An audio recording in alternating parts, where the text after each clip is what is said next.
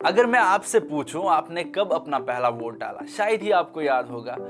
अगर याद है तो शेयर करें उस दिन का एक्सपीरियंस। आज के वीडियो में हम बात करेंगे वोटिंग प्रोसेस वक्त के साथ किस तरह से एडवांस होती गई और इंडिया में पेपर बैलेट से ईवीएम तक का सफर कैसा रहा। आदाब, मैं हूं गौहरवानी, आप आवाज दी वॉइस देख रहे हैं।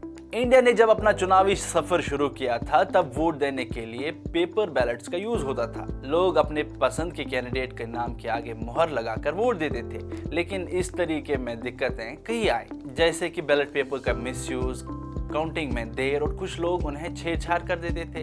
ये सब देखकर 1970 के एंड में इलेक्शन कमीशन ऑफ इंडिया ने सोचा कि कुछ नया तरीका लाना चाहिए।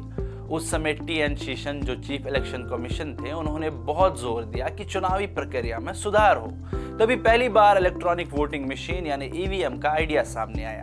ईवीएम्स बनाने का काम दो सरकारी कंपनीज ने मिलकर किया, Bharat electronics limited Bengaluru, electronics corporation of India Hyderabad. इन्होंने मिलकर ऐसी मशीन्स बनाई जो बिजली के बिना भी काम कर सके और रिमोट एरियाज में भी आसानी से ले जा सके।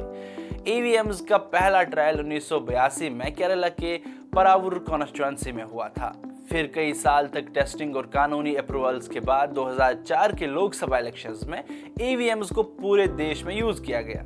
ईवीएम दो हिस्सों में होती है, कंट्रोल यूनिट जो पोलिंग ऑफिसर के पास होती है, बैलेट यूनिट जो वोटर के सामने होती है। दोनों एक केबल से जुड़े होते हैं। मशीन पूरी तरह से सिक्योर होती है और इंटरनेट या एक्सटर्नल सॉफ्टवेयर से कोई भी कनेक्शन नहीं होता है। इसी वजह से हैकिंग का चांस बहुत कम होता है।